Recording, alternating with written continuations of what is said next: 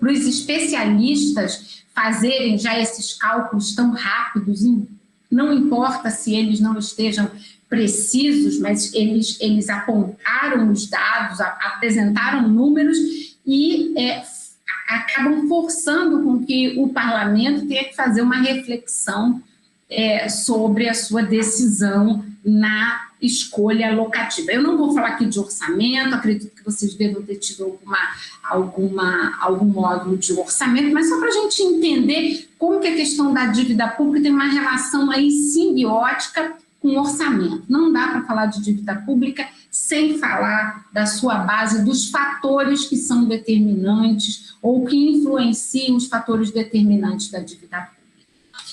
Então, a gestão fiscal, ela se sustenta naqueles dois pilares, ação planejada e ação transparente. Sem isso, dificilmente eu vou ter uma gestão fiscal responsável.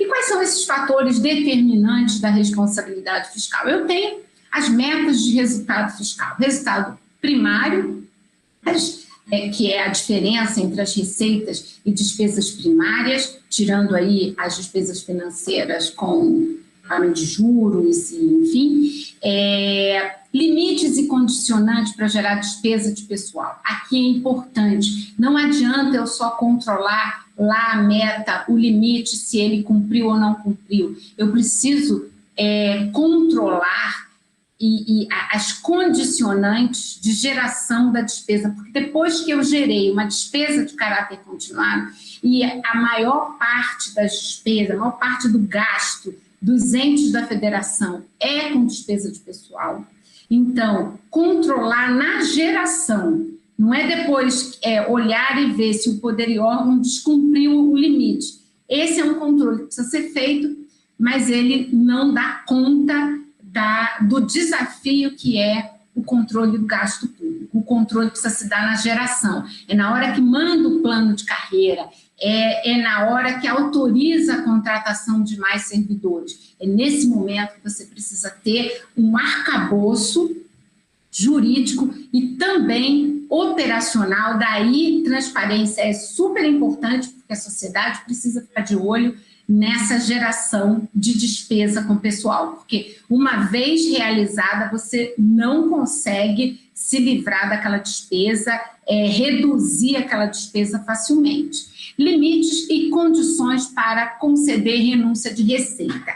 É muito comum os agentes públicos que trabalham nessa parte de finanças, quando eles atuam no controle das contas públicas, é muito comum um olhar específico para a despesa. E todo mundo só quer olhar e conter a despesa, às vezes sem uma visão mais sistemática sobre qual a necessidade. Quer dizer, aquele setor tem excesso de pessoal, não tem excesso de pessoal, a demanda é muito maior do que as condições que aquele órgão tem para prestar esse serviço público? Ou será que esse órgão faz concurso e tem vários servidores cedidos, os professores estão na sala de aula, os médicos estão nos hospitais ou estão nas unidades administrativas fazendo um trabalho burocrático? Então, essas questões precisam ser vistas, sim, é importante que seja visto, mas eu também preciso olhar para a receita. Então, não adianta o prefeito, o governador, o presidente da República conceder renúncias de receitas e abrir mão de arrecadar sem olhar as premissas da gestão fiscal responsável. Porque aí eu posso ter um desequilíbrio muito grande, uma vez que eu não tenho como me livrar de algumas demandas por serviços públicos. Então, eu também preciso ter um olhar sobre a renúncia de receita. Outro aspecto importante que os agentes que trabalham nessa área de finanças, os gestores e também quem se dispõe a exercer o controle social é a obediência aos limites e às condições de dívida mobiliária. O que é dívida mobiliária? A gente vai ver emissão de títulos públicos e a dívida consolidada, né? A dívida consolidada é a mobiliária, são os títulos públicos, e mais a contratual. Então, fui ao banco, peguei um empréstimo, assinei um contrato com o banco, vou fazer ali a minha rede de saneamento básico. Essa é a dívida contratual, que somada com a mobiliária, eu tenho a dívida consolidada. E também os chamados restos a pagar, que é muito falado também na imprensa, na União atingiu números bilionários, mas a gente precisa compreender um pouquinho os restos a pagar, tem regras específicas para evitar que um gestor, um governante, deixe uma herança, aquela chamada, entre aspas, herança maldita, para o sucessor. Então, o gestor, ano passado, estava no último ano de mandato, os prefeitos, ótimo, eles tinham, inclusive, que agir. Se não tivéssemos num cenário de pandemia, eles poderiam contratar, assumir obrigações no ano passado, e eles ou pagariam até dezembro ou deixariam dinheiro em caixa para o sucessor, esse ano novo prefeito, poder pagar e poder, com a receita desse ano, fazer as suas próprias ações e não ficar inviabilizado por uma gestão irresponsável do seu antecessor.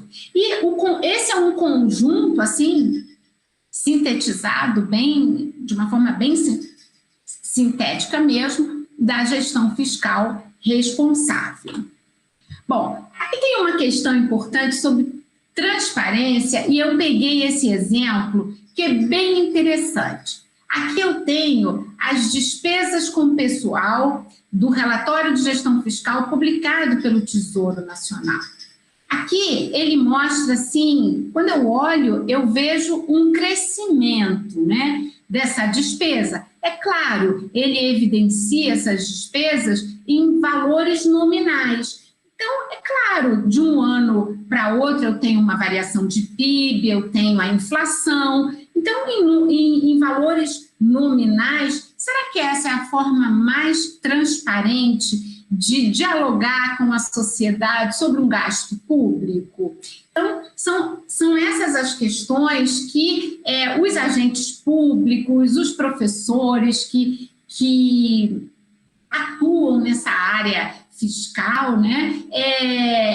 A sociedade precisa ficar de olho, porque é muito fácil manipular os números. Não estou aqui dizendo que o Tesouro vem manipulando, mas essa forma gráfica de evidenciar o gasto de pessoal, o Tesouro não faz isso com outros indicadores fiscais. Então, ele poderia até evidenciar dessa forma, mas seria importante ter uma linha aí cruzada que evidenciasse, por exemplo, qual seria a representação dessas despesas em relação ao produto interno bruto. Aqui eu já começo a parametrizar a despesa de uma forma, a relativizar, quer dizer, de uma forma relativa, eu tenho uma certa estabilidade dessa despesa. A despesa em relação ao PIB em 2020, mesmo sendo um ano de pandemia, com queda de receita,